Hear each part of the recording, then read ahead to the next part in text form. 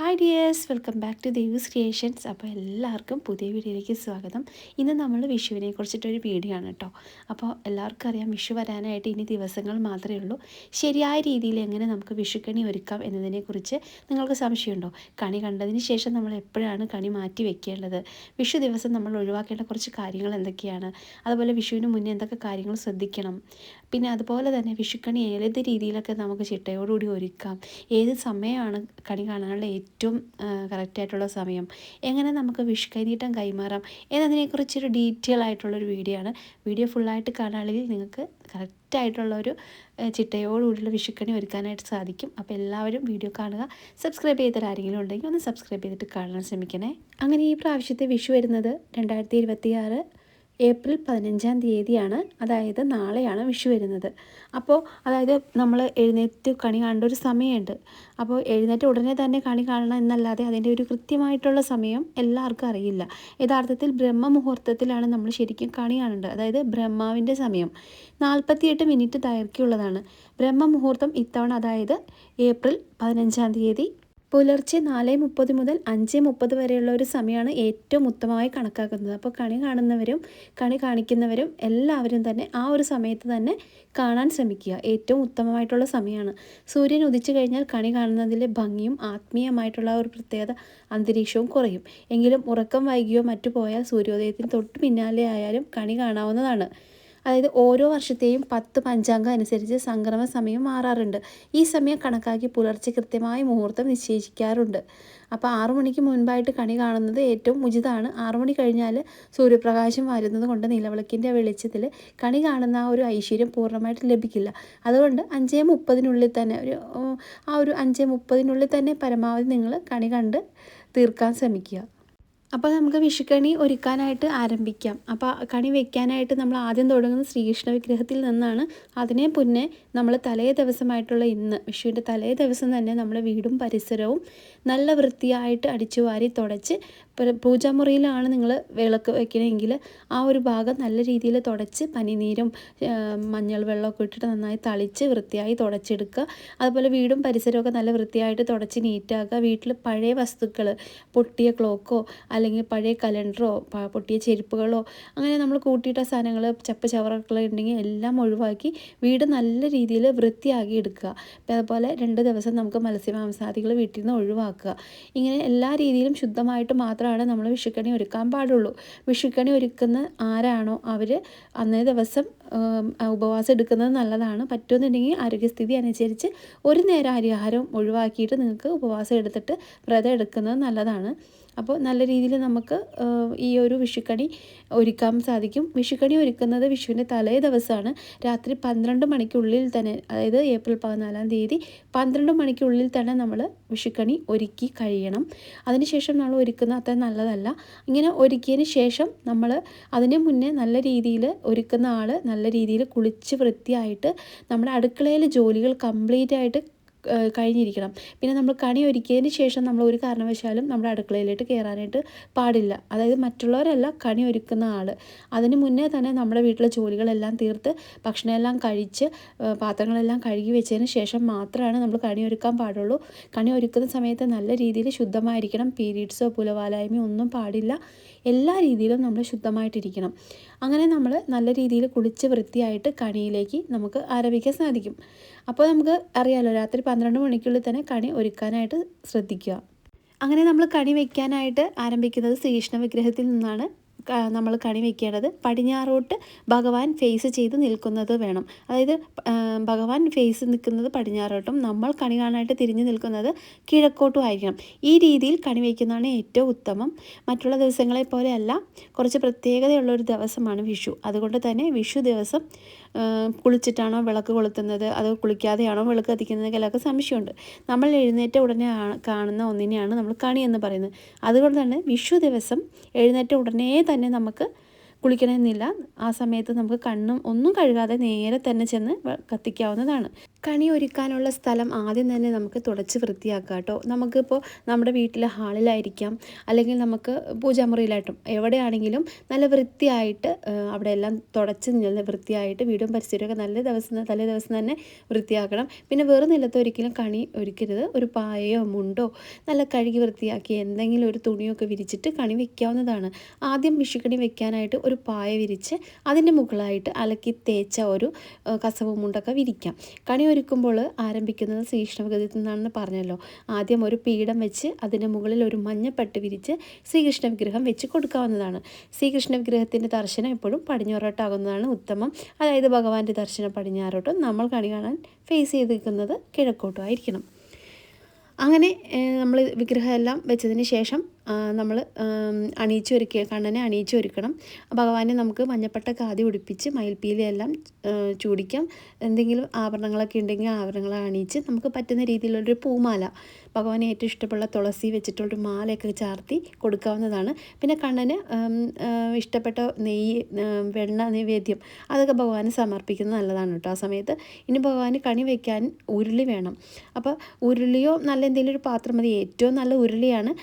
നമ്മൾ ഇനി ഉരുളിയിലേക്ക് കണി വയ്ക്കാനുള്ള ഓരോ വസ്തുക്കളും നമ്മൾ വെച്ച് കൊടുക്കണം. ശരിക്കും ഉരുളി പ്രപഞ്ചത്തിൻ്റെ ഒരു അടയാളമായിട്ടാണ് കണക്കാക്കപ്പെടുന്നത്. അതുകൊണ്ട് തന്നെ നമ്മൾ കണി വയ്ക്കുന്ന എല്ലാം ഉരുളിയിൽ തന്നെ വയ്ക്കുന്നതാണ് ഏറ്റവും ഉത്തമം. നമുക്ക് എല്ലാവർക്കും ഉണ്ടാവുന്ന വരില്ലല്ലോ, അപ്പോൾ സാധിച്ചെന്ന് വരില്ല. അപ്പോൾ ഉരുളി ഇല്ലാത്തവർ നല്ലൊരു പാത്രം എടുക്കുക. അത് നമ്മൾ നല്ല രീതിയിൽ ശുദ്ധമായിട്ട് കഴുകിയതിന് ശേഷം നമുക്കതിനകത്തോട്ട് വയ്ക്കാവുന്നതാണ്, കണി വയ്ക്കാവുന്നതാണ്. ആദ്യം നമുക്ക് ഉരുളിയിലേക്ക് ഉണക്കലരിയും നെല്ലും ഇടകലർന്ന് ഉരുളിയിലേക്ക് പകുതിയോളം നിറച്ച് വെക്കണം. ഇനി ഭഗവാന് മുന്നിലായിട്ട് ഉരുളിയിൽ നല്ലൊരു സ്വർണ്ണ നിറമുള്ള കണിവെള്ളരി വെച്ച് കൊടുക്കാം. കാണാൻ നല്ല ഭംഗിയുള്ളതും ഒരു ചെറിയ പാടുപോലും ഇല്ലാത്ത കണിവെള്ളരി ആയിരിക്കണം. ഇനി നാളികേരം പൊട്ടിച്ച് ഉരുളിയിൽ വെക്കണം. കണി വയ്ക്കുമ്പോൾ നമ്മൾ നാളികേരം ഒരിക്കലും മുഴുവനായിട്ട് വെക്കരുത്, അത് മുറിച്ച് വേണം. ബാക്കിയെല്ലാം ഫ്രൂട്ട്സും പച്ചക്കറിയൊക്കെ നമുക്ക് മുഴുവനായിട്ടാണ്, പക്ഷേ നാളികേരം എപ്പോഴും നമ്മൾ മുറിച്ചാണ് വെക്കാൻ പാടുള്ളൂ. പിന്നെ വെക്കേണ്ടത് നമുക്ക് ഭഗവാന് ഇഷ്ടമുള്ളതൊക്കെ പച്ചക്കറികൾ സമർപ്പിക്കാം, പഴവർഗ്ഗങ്ങളൊക്കെ വെക്കാം. ഇപ്പം നമുക്ക് ചക്ക വെക്കാം, പിന്നെ അതുപോലെ മാങ്ങ, കദളിപ്പഴമൊക്കെ വെക്കാവുന്നതാണ്. ചക്ക ഗണപതി ഭഗവാനെയും മാങ്ങ മുരുകസ്വാമിയാണ്, കദളിപ്പഴം ശ്രീകൃഷ്ണസ്വാമിക്കുമാണ് നമ്മൾ നിവേദ്യമായിട്ട് വെക്കുന്നത്. അതെല്ലാം പ്രാർത്ഥിച്ചിട്ട് വേണം നമ്മൾ ഇത് വെക്കാനായിട്ട്. പിന്നെ നമ്മൾ വെക്കുന്നത് കണിക്കൊന്നയാണ് കേട്ടോ, ഉരുളിയിലേക്ക് വെക്കേണ്ടത്. പിന്നെ വാൽക്കണ്ണാടിക്ക് ഭഗവതിയുടെ സ്ഥാനമാണ്. കണി കാണുന്ന സമയത്ത് നമ്മെ കൂടി ചേർത്ത് കാണുന്ന വഴി നമ്മുടെ ഉള്ളിൽ തന്നെ ഒരു ഈശ്വരൻ വസിക്കുന്ന ഒരു ഉദ്ദേശമാണ്. അത് വാൽക്കണ്ണാടി വെക്കുന്നതിലൂടെ നമുക്ക് കരുതി പോകുന്നത്. പിന്നെ അടുത്ത് വെക്കുന്നത് തിരുവുടയാടാണ് കേട്ടോ. വാൽക്കണ്ണാടിയുടെ പിന്നിലായിട്ട് മാത്രമാണ് നമ്മൾ ഉടയാട സമർപ്പിക്കേണ്ടത്. ഭഗവതിക്ക് വസ്ത്രം അണിയുക എന്നുള്ളൊരു ഉദ്ദേശമാണ് ഇതുകൊണ്ട് നമ്മൾ ഉദ്ദേശിക്കുന്നത്. പിന്നെ നമ്മുടെ വീട്ടിലുള്ള പച്ചക്കറികളും നമ്മുടെ വീട്ടിൽ എന്തൊക്കെയാണോ കണിക്ക് വെക്കാൻ പറ്റുന്ന എല്ലാം നമുക്ക് വെച്ച് കൊടുക്കാം. പല വിധത്തിലുള്ള പച്ചക്കറികളും പഴവർഗ്ഗങ്ങളൊക്കെ വെച്ച് കൊടുക്കാം. പിന്നെ നമ്മൾ ഗ്രന്ഥം വെച്ച് കൊടുക്കണം. നമ്മൾക്ക് വീട്ടിലുള്ള എന്തെങ്കിലും ഭാഗവതമോ രാമായണമോ ദേവി മഹാത്മ്യമോ ഏതെങ്കിലും നമുക്ക് വെച്ച് കൊടുക്കാം. പിന്നെ നമ്മൾ അലക്കി തേച്ച ഒരു വസ്ത്രം വെച്ച് കൊടുക്കാം കേട്ടോ. കോടിമുണ്ടുണ്ടെങ്കിൽ കോടിമുണ്ട് വെക്കാവുന്നതാണ്. ഒരു തളികയുടെ മുകളിൽ അലക്കി തേച്ച വസ്ത്രം വെച്ച് കൊടുത്തതിന് ശേഷം അതിന് മുകളിലായിട്ട് വെറ്റിലയും അടയ്ക്കയും വെച്ച് കൊടുക്കാം. വെറ്റിലയുടെ മുകളിലായിട്ട് നോട്ടും നാണയങ്ങളും വെച്ച് കൊടുക്കാം. പിന്നെ സ്വർണ്ണവും വെള്ളിയും കൺമഷിയും കുങ്കുമച്ചെപ്പൊക്കെ വെക്കാം. അഷ്ടമംഗല തട്ടുണ്ടെങ്കിൽ നമുക്ക് അഷ്ടമംഗല തട്ട് നമുക്ക് ഭഗവാന്റെ അവിടെ വെക്കുന്നത് നല്ലതാണ്. ഇനി ഒരു പീഠം വെച്ചിട്ട് നമുക്ക് നിലവിളക്ക് വെച്ച് കൊടുക്കണം. ഇനി നിലവിളക്കിലേക്ക് എണ്ണ ഒഴിച്ചു കൊടുക്കാം. വിഷുവിന് കണി കാണാൻ നിലവിളക്ക് വെക്കുമ്പോൾ നിറഞ്ഞ നിലവിളക്കാണ് വെക്കേണ്ടത്. 5 തിരിയിട്ട് വിളക്ക് കത്തിക്കേണ്ടത് ആണ് ഉത്തമം. അതുപോലെ തന്നെ ഉരുളിയിൽ പൊട്ടിച്ച് വെച്ചിരിക്കുന്ന നാളികേരത്തിൻ്റെ ഉള്ളിലേക്ക് നമുക്കൊരു കിഴി കെട്ടി കൊടുക്കാം കേട്ടോ. കിഴി കെട്ടി കൊടുത്തിട്ട് അതിനകത്തേക്ക് എണ്ണ ഒഴിച്ച് വെക്കണം. ചില സ്ഥലങ്ങളിൽ നാളികേരത്തിൻ്റെ ഉള്ളിൽ നാണയങ്ങളാണ് ഇട്ട് വെക്കുന്നത്. പിന്നെ പല സ്ഥലത്തും പല രീതികളാണ് കേട്ടോ. പിന്നെ ചന്ദനത്തിരി വെച്ച് കൊടുക്കാം. പിന്നെ കിണ്ടിയിൽ മുഴുവനായിട്ട് ജലം നിറച്ചിട്ട് അതിനകത്തേക്ക് ഒരു വെള്ളപുഷ്പം ഇട്ട് കൊടുക്കാം കേട്ടോ. വെള്ളപുഷ്പം ഐശ്വര്യത്തിൻ്റെ ഒരു പ്രതീകമായിട്ടാണ് സങ്കല്പിക്കുന്നത്. കണി കാണുന്ന സമയത്ത് നമ്മൾ കിണ്ടിയിലെ വെള്ളം കണ്ണിൽ തൊട്ടിട്ട് മാത്രമേയാണ് കണി കാണാനായിട്ട് എല്ലാവരോടും പറയേണ്ടത്. പിന്നെ നമ്മൾ കണി ഒരുക്കുന്ന അമ്മ ആണെങ്കിൽ സ്ത്രീ ആണെങ്കിൽ ആരായാലും അവർ എഴുന്നേറ്റ ഉടനെ വന്നിട്ട് നമ്മൾ കണ്ണും പല്ല് തേക്കൊന്നും വേണ്ട, നേരെ ഭഗവാന്റെ മുന്നിൽ വന്നിട്ട് അതിൽ നിന്ന് ഒരിത്തിരി വെള്ളം എടുത്ത് നമ്മുടെ കണ്ണിലും മേത്തും തളിച്ചിട്ട് മാത്രം നമുക്ക് തിളി കൊളുത്താവുന്നതാണ്. അപ്പോൾ ആവശ്യമുള്ള രീതിയിലൊക്കെ ഇതുപോലെ കണി ഒരുക്കാം. പിന്നെ ഉണ്ണിക്കണ്ണന് ഇഷ്ടപ്പെട്ട വെണ്ണ വെച്ച് കൊടുക്കാം കേട്ടോ, കുന്നിക്കുരവും. പിന്നെ നമുക്ക് വീട്ടിൽ എന്തെങ്കിലും പ്രസാദം ഉണ്ടാക്കിയിട്ട് ഭഗവാനെ സമർപ്പിക്കുന്നത് നല്ലതാണ്. എന്തെങ്കിലും കുറച്ച് പായസമോ ഉണ്ണിയപ്പമോ ഒക്കെ ഉണ്ടാക്കി നമുക്ക് സമർപ്പിക്കാം. എപ്പോഴും വിഷുക്കണി ഇരുന്ന് വേണം നമ്മൾ കണി കാണാനായിട്ട്.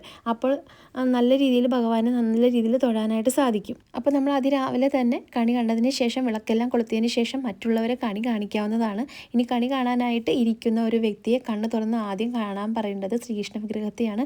അതിനുശേഷം കണി ഒരുക്കിയ നമ്മുടെ ആ ഒരു കണി വെള്ളരി അങ്ങനെയുള്ള കാര്യങ്ങളെല്ലാം നോക്കി ഓരോന്നായിട്ട് നോക്കി കാണുക. നമ്മൾ കുട്ടികളെ കാണിക്കുമ്പോഴും നമ്മൾ അവരോട് പറഞ്ഞു കൊടുക്കണം.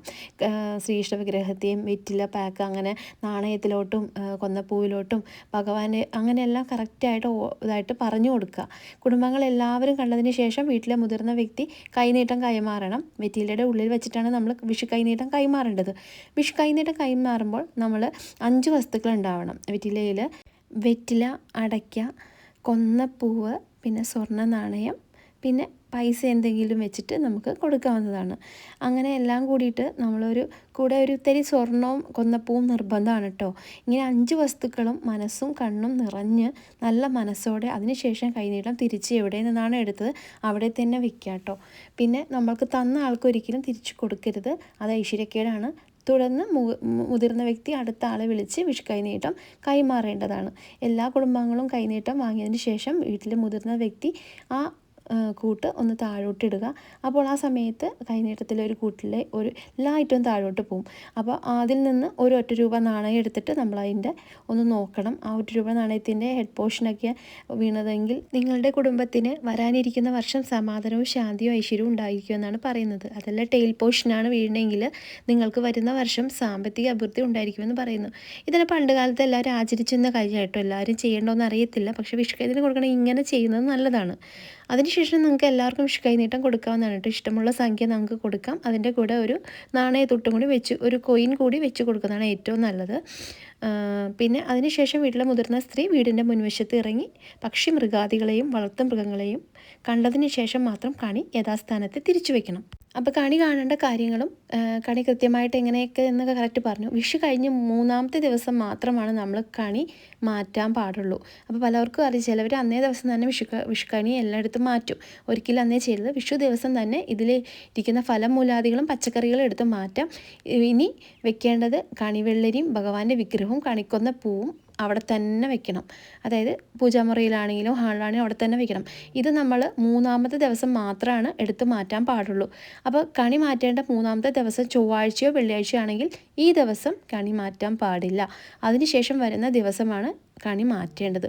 ഓരോ സ്ഥലത്തും പല രീതിയാണ് കണി ഒരുക്കുന്നത്. അപ്പോൾ ഇത്തവണത്തെ വിഷു പരമ്പരാഗത രീതിയിൽ വളരെ എളുപ്പത്തിൽ നിങ്ങൾക്ക് ഒരുക്കി എടുക്കാൻ സാധിക്കും. ഇതുപോലെ ഒരു മനോഹരമായ വിഷുക്കണി കണ്ട് മനസ്സും കണ്ണു നിറഞ്ഞ് കണി കാണാനായിട്ട് എല്ലാവർക്കും അനുഗ്രഹിക്കട്ടെ എന്ന് പ്രാർത്ഥിക്കുന്നു. സന്തോഷവും ആരോഗ്യവും ഐശ്വര്യവും നിറഞ്ഞ വിഷു ആശംസിക്കുന്നു കേട്ടോ.